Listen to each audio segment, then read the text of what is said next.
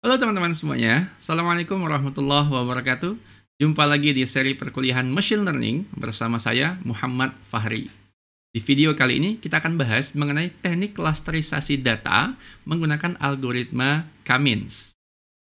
Oke, di video-video yang lalu, kita sudah membahas bagaimana teknik klasifikasi data ya menggunakan algoritma Machine Learning, seperti naive Bayes ataupun decision tree. Nah, kali ini kita akan bahas satu teknik yang agak berbeda yang disebut dengan clustering atau klasterisasi. Nah, sebelum kita bahas apa itu klasterisasi, kita cek dulu nih, kita lihat dulu apa sih bedanya antara klasifikasi dengan klasterisasi itu. Oke, kita tahu ya, kita udah paham bahwa yang disebut dengan klasifikasi itu adalah mengelompokkan data berdasarkan labelnya, ya, berdasarkan kesamaan label dari data tersebut. Misal, kita ingin mengelompokkan mana email yang spam dan email yang bukan spam. Maka di dataset yang kita miliki itu pasti ada satu kolom yang tugasnya sebagai label, ya, melabeli mana email yang spam, mana email yang bukan spam.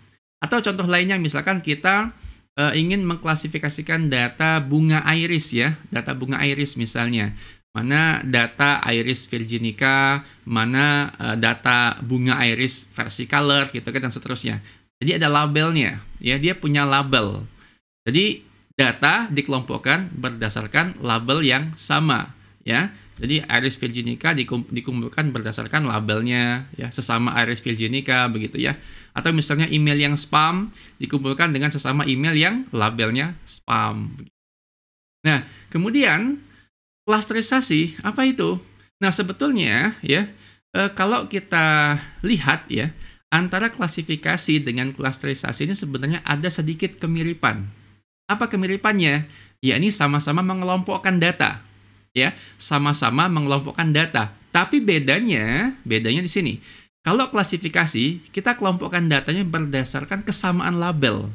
Ya, sedangkan klasterisasi, ya, dia tidak melihat label dan biasanya tidak ada labelnya. Maka klasterisasi mengelompokkan data itu berdasarkan kemiripan dari data tersebut. Ya, kemiripan dari data tersebut. Nah, kemiripan ini dilihat dari mana? Dilihat dari nilai-nilai atributnya, nilai-nilai kolom yang ada pada dataset tersebut. Nah, dihitung kemiripannya. Maka nanti data yang mirip itu dikelompokkan. Ya, dan ingat, kita tidak melihat label karena klasterisasi tidak melibatkan label di sini. Nah, sebagai ilustrasinya ya, kita akan lihat bagaimana beda antara klasifikasi dengan klasterisasi. Misalkan saya punya koleksi mobil seperti ini. Ya, saya punya koleksi mobil seperti ini. Di sebelah kanan bawah atau kiri bawah itu adalah koleksi atau kelompok mobil-mobil dari pabrikan Toyota. Yang di bagian atas, di kanan atas itu adalah koleksi mobil dari pabrikan Honda. Nah, kalau Anda lihat di sini, ya, mobil-mobil ini dikelompokkan berdasarkan pabrikannya. Mana yang Toyota, mana yang Honda. Inilah klasifikasi. Ya, jadi mobil dikelompokkan berdasarkan label. Misalnya di sini label, ya. Labelnya adalah pabrikannya tadi, yakni Toyota ataupun Honda. Ini klasifikasi. Nah, lalu klasterisasi bagaimana? Ingat tadi kata kuncinya, klasterisasi itu mengelompokkan data berdasarkan kemiripannya, ya, kemiripan datanya. Jadi gini, kalau ini adalah klasifikasi, maka kalau saya klasterisasi, dia bisa berubah seperti ini, teman-teman. Nah, misalkan di sini saya mengelompokkan mobil ini ke dalam dua klaster. Di sini kita sebut dengan istilah klaster, ya, klaster atau kelompok. Yang bawah saya sebut dengan klaster 1, yang atas saya sebut dengan klaster 2. Kalau Anda lihat di sini, ya, setiap klaster itu mengandung komposisi atau pabrikan mobil yang berbeda-beda, ya. Di klaster 1 itu ada mobil dari Toyota, ada juga mobil dari Honda. Sama halnya dengan di klaster 2, ada mobil dari pabrikan Toyota dan juga pabrikan Honda. Nah, lantas bagaimana pengelompokan ini terjadi? Pengelompokan ini terjadi berdasarkan kemiripan datanya. Kemiripan data yang lihat di sini. Di klaster 1 kita bisa lihat di sana semua mobil di klaster 1 itu memiliki atau cirinya adalah memiliki kapasitas penumpang sebanyak 5 orang, ya. Ada sedan, ada hatchback gitu ya. Nah, ada Agya di situ, ada apa lagi itu misalnya Toyota Yaris, ya dan seterusnya. Nah, sedangkan di klaster kedua kita bisa lihat di situ itu adalah kelompok di mana mobil-mobil tersebut memiliki kapasitas penumpang sebanyak 7 orang gitu kan. Nah, dalam hal ini pengelompokan kita lakukan berdasarkan kapasitas penumpangnya. Begitu. Nah, contoh lainnya, saya bisa kelompokkan lagi ya mobil-mobil ini ke dalam klaster yang lebih banyak, misalkan 3 klaster. 3 klaster, maka nanti jadinya akan beda lagi. Ya, mobil yang warnanya cerah dikelompokkan di klaster nomor 1, mobil yang warnanya gelap dikelompokkan di klaster warna 2, mobil yang warna putih dikelompokkan di klaster nomor 3 begitu. Nah, ini merupakan klasterisasi. Jadi kita tidak melihat mana pabrikan Toyota, mana pabrikan Honda. Kita nggak lihat labelnya. Yang kita lihat adalah kemiripan, ya, kemiripan dari data tersebut, kemiripannya. Bisa dari bentuknya misalnya ya, atau dari warnanya, atau lain sebagainya. Misalkan saya pecah lagi, saya buat klaster lebih banyak lagi, saya buat jadi 4 klaster, maka bisa jadi seperti ini. Ya, klaster warna kuning ada di klaster nomor 1, ya, mobil warna merah di klaster nomor 4, dan seterusnya. Nah, ini namanya klasterisasi atau clustering. Jadi kita nggak lihat label datanya, yang kita lihat adalah kemiripan datanya.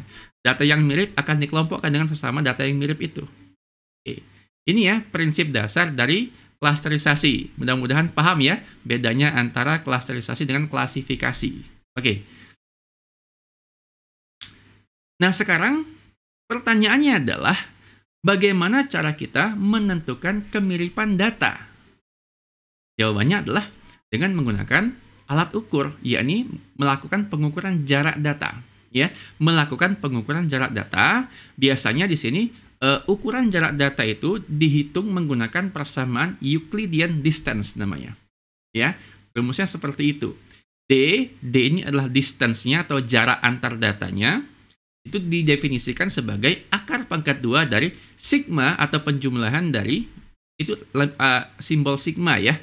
Simbol sigma. Sigma itu artinya penjumlahan ya. Yang simbolnya kayak huruf E itu ya. Itu simbol sigma artinya penjumlahan. Apa yang dijumlahkan? Yang dijumlahkan adalah selisih antara XI dengan YI. Jadi XI dikurang YI lalu dikuadratkan. XI ini apa? XI ini adalah atribut dari data yang pertama. YI ini adalah atribut dari data yang kedua. Ya kan? Kita kan mau ngitung jarak antar data. Artinya kan ada 2 data yang dibandingkan ya. Ada 2 data yang dihitung jaraknya di sini. X ini atribut dari data pertama, YI atribut dari data yang kedua. Dikuadratkan, hasil kuadratnya dijumlahkan nanti. Nah, kita tahu bahwa yang namanya data itu pasti atributnya banyak ya. Maka di sini ya kita tulis di situ XI dan YI. I di situ menyatakan indeks dari atributnya. Atribut ke-1, ke-2, ke-3, ke-4, ke-5, dan seterusnya. Sampai atribut yang ke-N. Ya, atribut yang terakhir. Makanya kan di situ ditulis XI, YI. Ya, I itu adalah nomor indeks atributnya. Dari 1 sampai dengan N. Nanti kita lihat bagaimana ilustrasinya ya. Oke. Misal saya punya data, nih, data mobil. Ada 3 atribut di situ. Ada kapasitas penumpang, kapasitas mesin, dan panjang mobilnya. Ya, ada 3 data di sini, 3 record ya. Kemudian saya punya data baru nih, ya. Saya punya data baru, tabel warna hitam itu, ya. Nah, saya ingin mengukur jarak dari data baru ini ke data yang ada di atasnya itu.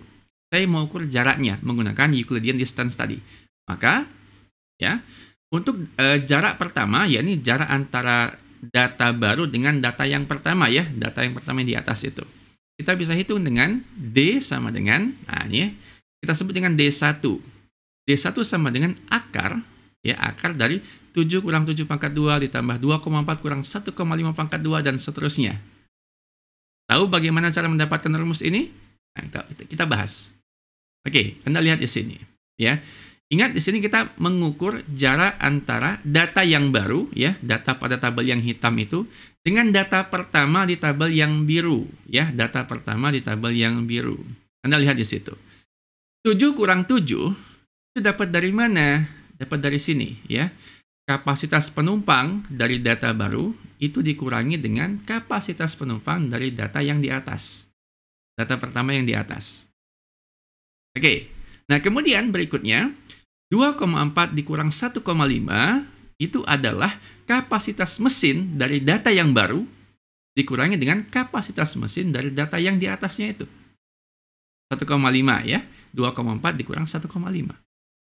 Selanjutnya dengan cara yang sama ya, 4,8 dikurang 4,6 itu adalah panjang mobil dari data yang baru, tabel yang bawah, dikurangi dengan panjang mobil dari data yang atas, data pertama ya. Data pertama pada tabel yang di atas. Nah, maka kita dapat di situ ya, D1 sama dengan akar pangkat 2 dari 7 kurang 7 pangkat 2 ditambah 2,4 kurang 1,5 pangkat 2 ditambah 4,8 kurang 4,6 pangkat 2. Oke, nah dengan cara yang sama kita bisa hitung jarak data baru dengan data kedua di tabel yang atas, yakni D2. Sama nih ya, 7 kurang 5 itu adalah kapasitas penumpang pada data yang baru dikurangi kapasitas penumpang pada data kedua di tabel yang atas. Ya. 2,4 kurang 1,2 dapat dari kapasitas mesin dari data yang baru dikurangi kapasitas mesin ya pada data kedua di tabel yang atas. Ya, ini juga sama, 4,8 kurang 3,7 ya ini panjang mobilnya. Data baru dikurang data yang di atasnya. Ya. Saya rasa gampang sekali, sehingga dengan cara yang sama juga kita dapatkan D3-nya seperti ini. Nah, D1, D2, D3 ini adalah jarak data baru terhadap data yang ada di atas tadi.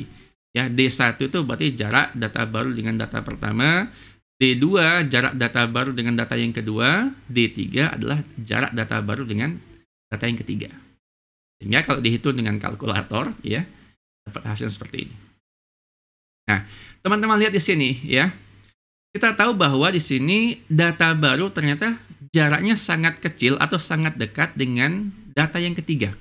Ya, data baru yang kita miliki, tabel yang bawah itu memiliki jarak yang paling kecil, jarak yang sangat dekat dengan data yang ketiga. Jaraknya hanya 0,412. Artinya apa? Artinya data baru kita memiliki kemiripan yang kuat dengan data yang ketiga itu. Sebaliknya, kita bisa lihat jarak data baru dengan data kedua itu sangat jauh. Ya. Jaraknya adalah 2,579. Jarak yang sangat jauh. Nah, ini ya. Jadi dari jarak ini kita bisa lihat satu data itu dia mirip dengan data yang mana. Nah, kalau kita ilustrasikan ke dalam kurva X, Y, ya. Misalkan data pertama kita masukkan di sini ya. Data pertama tadi punya kapasitas penumpang 7 orang ya. Kemudian kapasitas mesinnya kalau nggak salah di 1,5 ya. Panjang mobilnya adalah 4,6. Nah, ini data pertama di situ. Data kedua tadi kapasitas mobilnya adalah 5 penumpang. Nah, di sini lihat data yang lingkaran itu adalah data untuk mobil dengan kapasitas 5 penumpang. Sedangkan data yang kotak itu adalah data mobil dengan kapasitas 7 penumpang. Ya, saya bedakan karena tadi kan kita punya 3 dimensi ya. Kita punya 3 atribut ya. Untuk atribut panjang mobil dan kapasitas mesin kita wakili dengan kurva X dan Y. Sedangkan untuk kapasitas penumpangnya kita wakilkan dengan bentuk datanya. Ada yang kotak, ada yang bulat gitu ya. Kemudian data yang ketiga itu tadi yang cc-nya 2,0 ya dan panjangnya 4,9 gitu ya. Penumpangnya kapasitasnya adalah 7 orang. Nah, sedangkan kita punya data baru di sini tadi. Nah, yang hitamnya adalah data baru kita tadi ya. Yang hitam ini adalah data baru kita tadi dengan kapasitas penumpang 7 orang. Kemudian panjang mobilnya kalau nggak salah 4,8 ya. 4,8 dengan cc-nya 2,4 ya. Kapasitas mesinnya 2,4 tadi. Nah, ini ya ilustrasinya. Jadi data yang kotak itu mewakili data yang 7 penumpang dan yang lingkaran itu yang 5 penumpang. Ya. Nah, kalau kita lihat secara kasat mata di sini ya, secara visual terlihat sekali ya bahwa data baru yakni kotak hitam itu sangat dekat dengan data yang ketiga. Sangat dekat dengan data yang ketiga. Artinya dia punya kemiripan di situ. Oke ya. Nah, ini adalah ilustrasi bagaimana menghitung jarak data, menghitung kemiripan antar satu data dengan data yang lainnya menggunakan algoritma atau menggunakan rumus Euclidean distance. Oke, sekarang kita lihat dulu nih, apa sebenarnya manfaat dari klasterisasi ini? Kenapa kita melakukan klasterisasi? Pertama, tentu saja untuk membantu kita mensegmentasi data. Bayangkan, kalau kita punya data yang sangat banyak, gitu ya, kita pasti bingung ya bagaimana membagi data ini, ya mengelompokkan data ini. Maka klasterisasi bisa kita pakai di situ untuk mensegmentasi data kita. Atau misalkan kita punya e-commerce misalnya ya, punya data e-commerce, kemudian kita mau kelompokkan nih data e-commerce gitu kan. Misalnya kita mau kelompokkan dalam dua kelompok nih, ya dua cluster. Kita pengen lihat nih mana pelanggan yang loyal dan mana pelanggan yang ya musiman, nggak loyal gitu ya. Nah, bisa dengan menggunakan segmentasi atau klasterisasi ini gitu. Jadi dia akan mengelompokkan data secara otomatis. Beda kalau kita melabeli data ya, diklasifikasikan kita harus melabeli data. Melabeli data itu kan harus manual ya, kalau ini enggak. Nah, yang kedua ya, karena kita bisa melakukan segmentasi data, maka klasterisasi ini bisa membantu kita untuk melakukan proses labelisasi data untuk dipakai di klasifikasi. Ya bayangkan tadi ya, kalau kita datanya banyak sekali, jutaan baris, kemudian harus diisi labelnya misalnya, nah, kalau manual kan capek. Maka kita bisa pakai bantuan dari klasterisasi ya untuk mengelompokkan data, kemudian data yang sudah dikelompokkan bisa kita kasih label, bisa kita beri label sehingga nanti bisa dipakai untuk tugas klasifikasi. Oke, berikutnya selain dengan segmentasi data juga tadi, klasterisasi atau clustering ini juga bisa dipakai untuk kompresi gambar ya, mengkompresi warna dari suatu gambar digital gitu ya. Jadi tadi yang tadi gambarnya besar ukurannya ya. Misalkan tadi kita punya gambar misalnya ya, ada gambar dengan ukuran 5 MB misalnya. Kalau warnanya kita kompres ya menggunakan klasterisasi, itu mungkin bisa turun dari 5 MB mungkin hanya jadi 1 MB saja misalnya seperti itu. Ini beberapa manfaat dari klasterisasi data.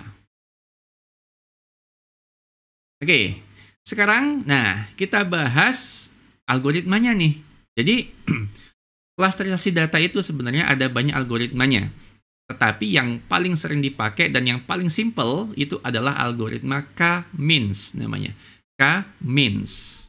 Selain K-means itu ada lagi yang namanya optics, ada Denclu, ada DB-scan, ada aglomeratif, banyak ya. Jadi sebenarnya ada banyak sekali algoritma clustering atau klasterisasi. Tapi di video ini kita bahas yang paling simple dulu saja, yakni K-means. Oke ya. Nah, apa itu K-means? Ya, K-means itu merupakan suatu algoritma untuk klasterisasi data yang berbasis. Yang basisnya adalah dari ukuran jarak data terhadap pusat klaster terdekat. Jadi di sini ada keyword, ada kata kunci pusat klaster, teman-teman. Ya. Jadi nanti data ini kita kelompokkan berdasarkan pusat-pusat klaster yang kita buat. Ya. Setiap data dikelompokkan terhadap pusat klaster yang paling dekat dengan dia. Ya. Nah, bagaimana ilustrasinya seperti ini ya. Misal saya punya data seperti ini. Data dengan dua atribut X dan Y.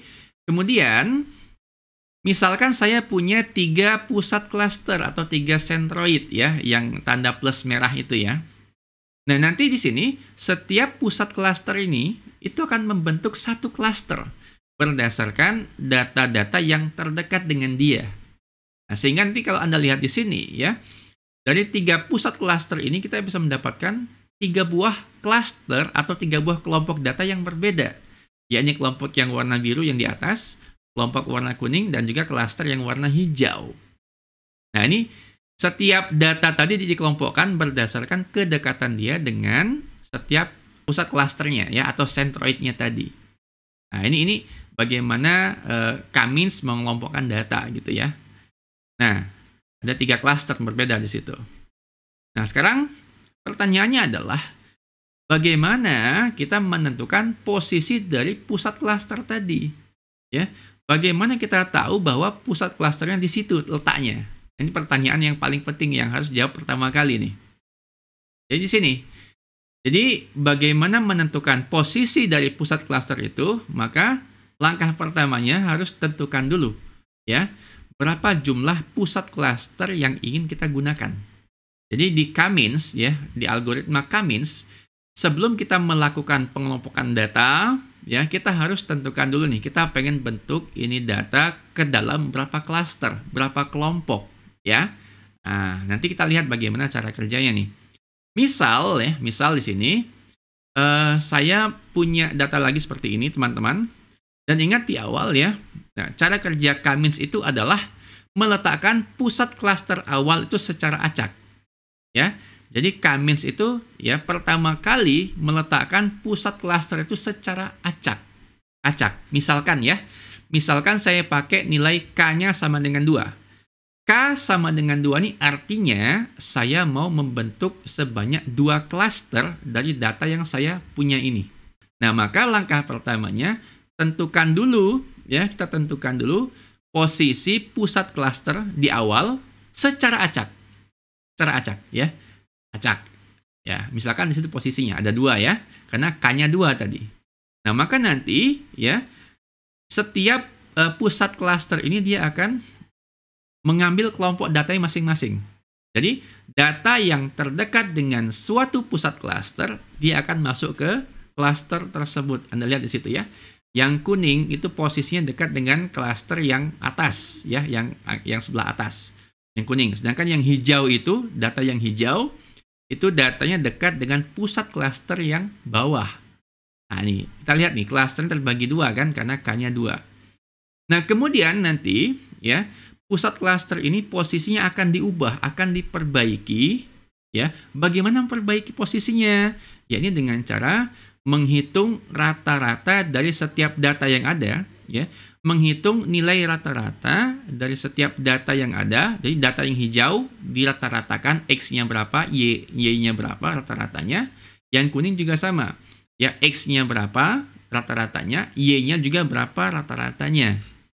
Nanti ya, nilai rata-rata tersebutlah yang menentukan pusat klaster yang barunya, posisinya. Jadi ya, teman-teman, yang tadinya seperti ini pusat datanya atau pusat klasternya, dia bisa berpindah seperti ini. Dia pindah, ya. Karena apa? Tadi hasil perhitungan rata-rata gitu ya, dari setiap data di klaster tersebut. Nah, nanti dengan cara yang sama, nih, terbentuk klaster yang baru. Yang tadinya warna hijau, saya ulangi, yang tadi ada yang warna hijau, sekarang karena pusat klasternya berpindah, maka komposisi klaster juga berbeda sekarang. Yang tadinya hijau berubah jadi masuk ke klaster kuning, yang tadinya kuning berubah jadi masuk klasternya hijau. Dengan cara yang sama nanti dihitung lagi rata-rata nilai ya, rata-rata dari semua data ini X dan Y-nya berapa rata-ratanya, maka nanti akan berubah lagi posisi centroidnya. Ya, berubah lagi. Kemudian klasternya juga akan diupdate ya. Data yang tadinya hijau akan jadi kuning dan sebaliknya juga, yang tadinya kuning jadi hijau. Nah, di sini ya, proses perpindahan pusat klaster ini akan berhenti ketika perpindahan yang terjadi ya, perpindahan pusat klaster yang terjadi itu sangat kecil ya, atau nggak pindah sama sekali, maka dia berhenti di situ. Sehingga kita mendapatkan 2 klaster di sini. Yang kiri itu klaster yang besar, yang kanan yang kecil gitu. Ini kalau kita menggunakan 2 klaster. Nah, bagaimana kalau kita menggunakan 3 klaster? K-nya sama dengan 3. Maka dengan cara yang sama, pertama kita buat dulu posisi atau titik pusat klaster awalnya secara acak. Misalkan seperti itu ya. Nah, kemudian kita kelompokkan dulu nih datanya berdasarkan pusat klaster terdekatnya. Jadi sekarang ada data yang ada klaster yang ungu, klaster kuning, dan klaster yang hijau. Kemudian perbaiki ya, perbaiki posisi centroid atau pusat klasternya ya, perbaiki. Dia pindah. Ketika dia pindah, maka komposisi klasternya juga berubah. Yang tadinya kuning berubah jadi hijau, yang tadinya kuning berubah jadi ungu misalnya, atau sebaliknya gitu ya. Kemudian dia akan berpindah lagi, perbaiki lagi sehingga posisinya sekarang berubah dan seterusnya. Nah, oke ya. Nah, dia berhenti ketika apa? Ketika si pusat klasternya sudah tidak berpindah lagi, ya, maka akan membentuk sebanyak 3 klaster di sini. Klaster yang ungu, kuning, dan hijau. Itu ya. Jadi cara kerjanya adalah dengan memindahkan posisi pusat klaster itu, ya, berdasarkan rata-rata dari data yang ada di klaster tersebut. Nah, ini adalah algoritma K-means. Sangat simpel sebetulnya, ya, sangat simpel. Nah, mungkin ada yang bertanya, ya, tadi bagaimana mengetahui jarak data, ya? Bagaimana kita tahu bahwa data tersebut dekat dengan satu pusat klaster? Nah, kita hitung jaraknya menggunakan Euclidean distance tadi, yang udah kita bahas di awal video ini tadi, ya. Dihitung menggunakan rumus Euclidean distance tadi. Jadi kita tahu nih, data ini dekat dengan klaster yang mana, data ini dekat dengan klaster yang mana. Nah, jaraknya dihitung dengan Euclidean distance tadi.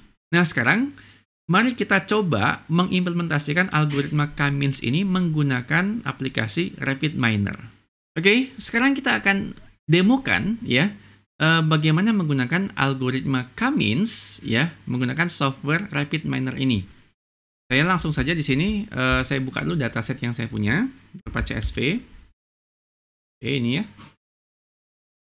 Nanti dataset ini akan saya share, ya, akan saya letakkan link unduhnya di deskripsi di bawah video ini, teman-teman, ya. Anda bisa cek nanti di situ. Kita buka datanya di sini.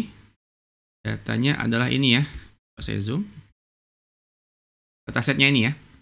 Facebook Live Sellers in Thailand. Ini saya ambil dari UCI Machine Learning, ya. Jadi ini dataset publik sebenarnya. Oke, kita pakai ini. Next. Langsung next lagi saja. Di sini teman-teman lihat untuk status ID-nya ini kita exclude saja karena kita nggak butuh, ya. Kemudian juga status publication date-nya ini kita juga nggak butuh, kita exclude saja. Jadi kita nggak kita masukkan, ya, tidak kita ikutkan ke dalam data yang mau kita olah, ya. Baik, ini datasetnya. Ingat, klasterisasi tidak memiliki label, ya, dia nggak punya label. Oke, sekarang kita klik finish saja. Kita lihat datanya seperti apa, ya. Kita cek datanya seperti apa. Ini dia datanya. Jumlah recordnya ada 7.000, ya. 7.050 record nih. Ya. Ada sebanyak 7.050 record pada dataset yang kita pakai di sini. Oke, sekarang langsung saja kita klasterisasi, ya. Di sini kita nggak perlu nyeplit data, ya. Kita demokan bagaimana clusteringnya saja. Oke, di sini di operator kita cari K-means. Ini K-means, ya. K-means, kita coba masukkan. Ini K-means, ya. Nama operatornya clustering di sini, ya. Nah, sekarang kita lihat dulu ada parameter apa saja di operator clustering K-means ini, ya. Kita coba klik operatornya dan kita cek di panel parameter sebelah kanan itu, ya. Oke. Di sini ada parameter K yang secara default itu di set 5 oleh RapidMiner, ya. Nah, ini bisa kita ganti nih. 5 ini artinya dia ingin membentuk 5 cluster yang berbeda. Misalkan kita mau bikin 2 cluster saja misalnya. Kita ganti 2. Kemudian ada parameter max runs. Max runs ini artinya kita menentukan berapa kali si RapidMiner akan melakukan proses clusteringnya ini, ya. Berapa kali dia akan melakukan proses clustering ini. Dan nanti dia akan menampilkan hasil yang paling baik. Misalkan di sini defaultnya adalah 10. Artinya K-means-nya akan dijalankan 10 kali. Dan dari 10 kali itu dipilih mana hasil K-means yang paling baik. Itu yang akan ditampilkan oleh RapidMiner. Ini nggak perlu kita ubah, biarkan saja seperti itu. Nah, yang perlu kita ubah lagi adalah ini, teman-teman. Nah, ini, ya. Di sini, measure types-nya itu default-nya adalah Brakman divergences. Ini kita ganti saja ke mixed measure. Ini, ya, mixed measures. Kenapa? Karena dataset yang kita miliki tadi, atributnya itu beda-beda. Ada yang tipenya nominal, ya, polinominal tadi, ya. Ada juga yang tipenya integer tadi, integer dan real. Jadi beda nih. Ada yang numerik, ada yang nominal.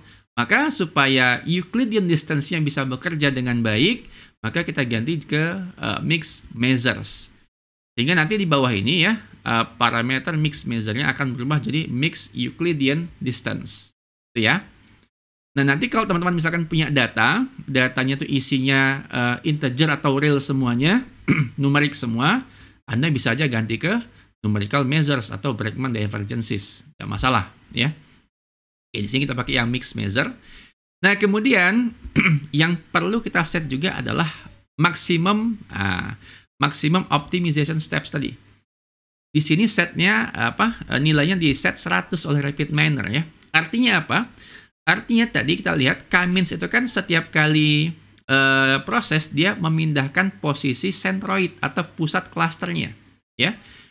Nah, di sini kita bisa batasi berapa kali pusat klaster itu akan berpindah. Nah, misalkan maksimal 100 kali ya, sehingga nanti kalau udah sampai 100 kali ya dia akan stop dan cluster rating diambil begitu. Atau misalnya sebelum mencapai 100 kali ya ternyata si centroid ini sudah pada posisi yang nggak berubah lagi, maka si rapid miner juga akan menghentikan proses clusterisasinya. Nah, ini ya beberapa parameter yang bisa kita setting di di operator K-means.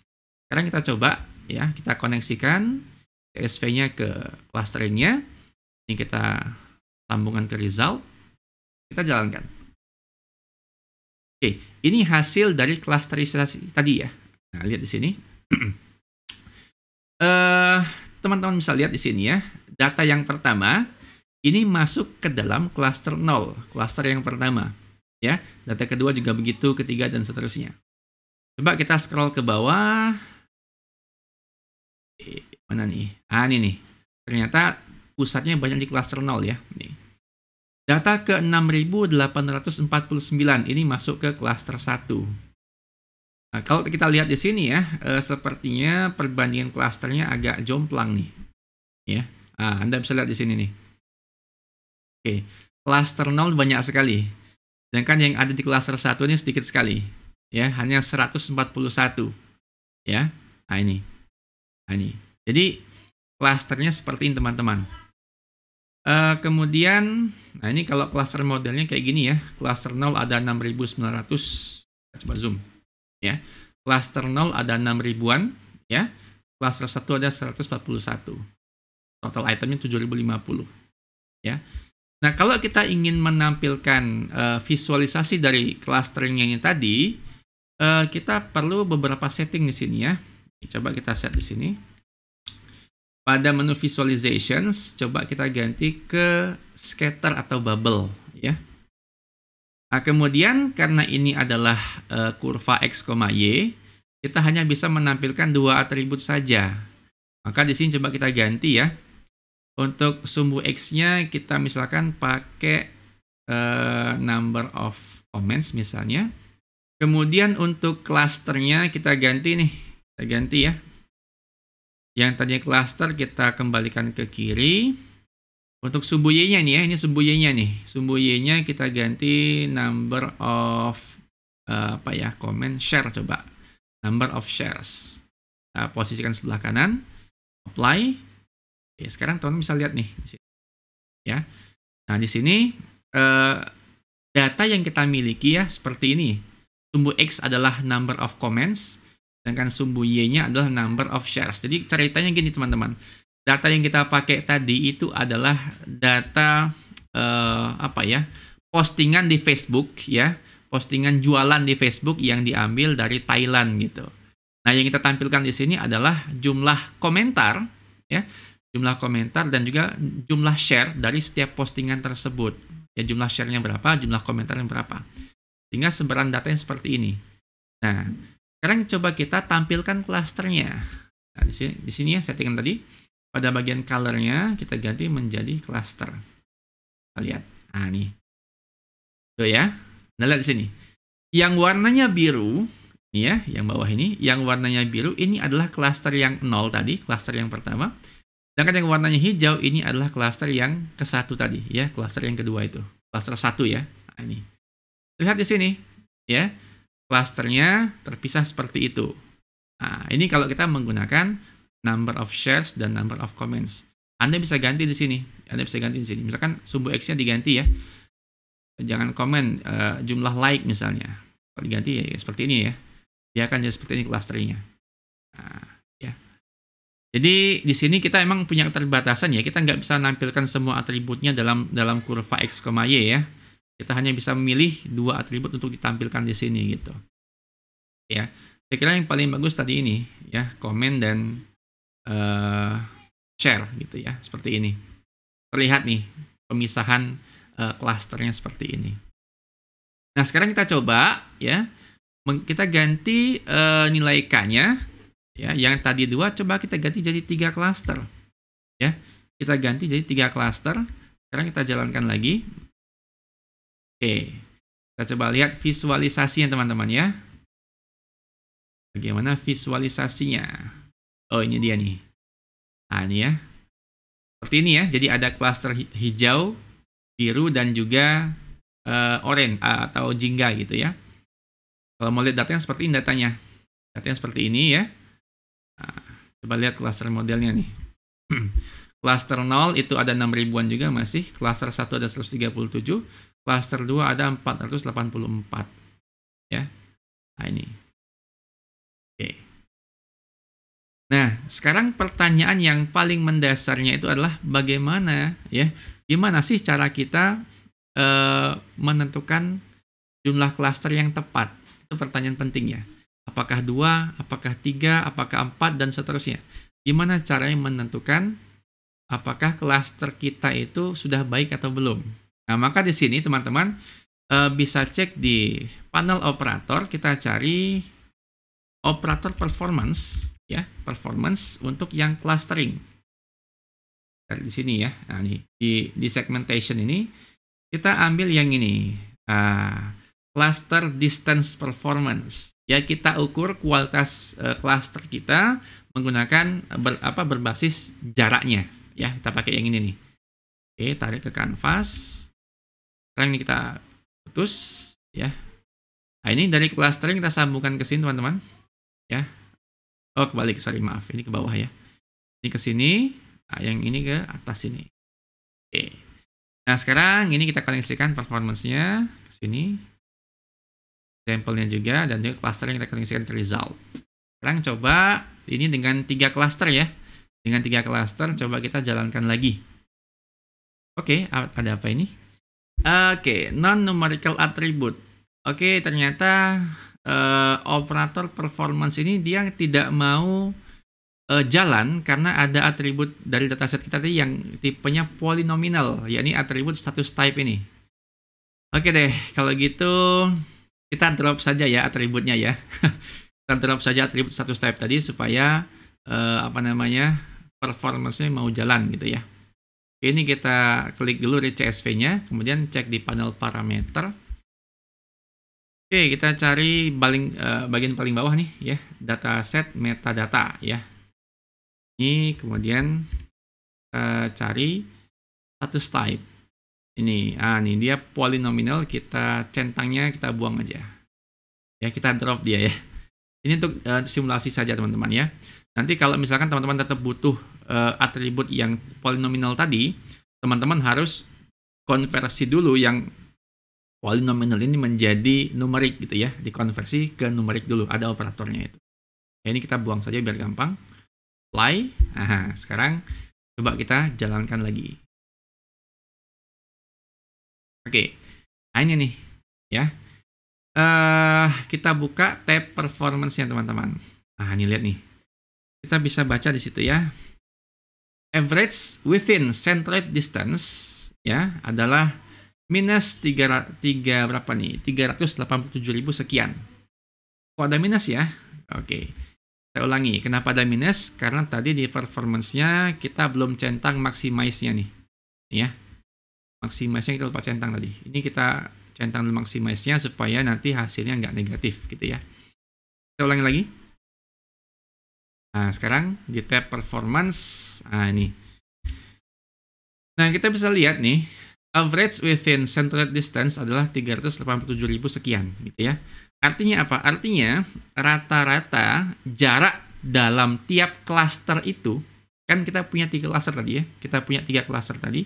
Nah, rata-rata jarak data di tiap cluster itu adalah 387.979 ini, ya.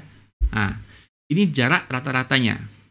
Nah, nanti gini ya, jarak rata-rata ini kita copy. Kita copy nih. Nah, nanti coba kita pastekan ke Excel atau ya aplikasi semacamnya gitu ya. Dan nanti kita akan coba analisis ya berdasarkan nilai average ini ya. K berapa yang harusnya kita pakai pada cluster yang kita buat ini gitu. Kemudian ya, kita lakukan running kembali, tetapi di sini nilai K-nya kita ganti. Nah, tadi nilai K-nya 3 ya. Tadi nilai K-nya 3, sekarang kita coba ganti jadi 2. Kita ganti 2 ya. Lalu kita jalankan lagi. Jalankan. Kemudian kita catat lagi performance vektornya ya, ini. Ini kita copy lagi. Kita copy lagi teman-teman ya. Kita copy, masukkan ke Excel ya. Copy, masukkan ke Excel. Nah, kemudian kita lakukan cara yang sama ya untuk nilai K yang lain ya. Di sini saya coba akan pakai nilai K-nya 2 sampai dengan K7 ya. Jadi 2, 3, 4, 5, 6, 7 ya. Kita coba ya. Oke teman-teman semuanya. Nah, sekarang saya sudah melakukan klasterisasi dengan K-min sebanyak berapa kali nih? 6 kali ya. Sebanyak 6 kali dengan nilai K 2, 3 sampai dengan K7. Nah, ini. Kemudian tadi average distance-nya saya catat, saya masukkan ke sini teman-teman ya. Nah, sekarang kita akan melakukan teknik yang namanya elbow method ya. Elbow method nih. Elbow method ya. Jadi kita ingin menentukan berapa nilai K yang tepat ya pada cluster kita ini supaya nanti hasil clusternya itu bagus ya, menggunakan teknik yang disebut dengan elbow method atau elbow teknik gitu ya. Elbow itu siku ya. Siku. Nah, sekarang average distance ini tadi kita seleksi ya, kita seleksi ini. Kemudian kita visualisasikan ya menggunakan kurva X, Y. Yang ini aja. Kita lihat di sini. Oke, teman-teman semuanya. Nah, sekarang kita bisa lihat di sini ya, sesuai dengan namanya elbow method. Elbow itu kan siku ya. Nah, siku. Jadi di sini kita akan mencari kurva yang bentuknya paling siku. Yang bentuknya paling siku. Itu yang mana? Ini, bagian sini. Ini paling siku. Sedangkan kalau yang lain kan ini nggak siku ya. Nah, perbedaannya nggak signifikan lihat di sini. Kalau ini kan terlihat banget sikunya ya. Nah, maka nanti di sini lihat. Jadi data yang di atas ini, data yang pertama ini adalah data average distance pada K saat K-nya 2 ya. Yang ini saat K-nya 3, ini saat K-nya 4, ini saat K-nya 5, 6 dan 7.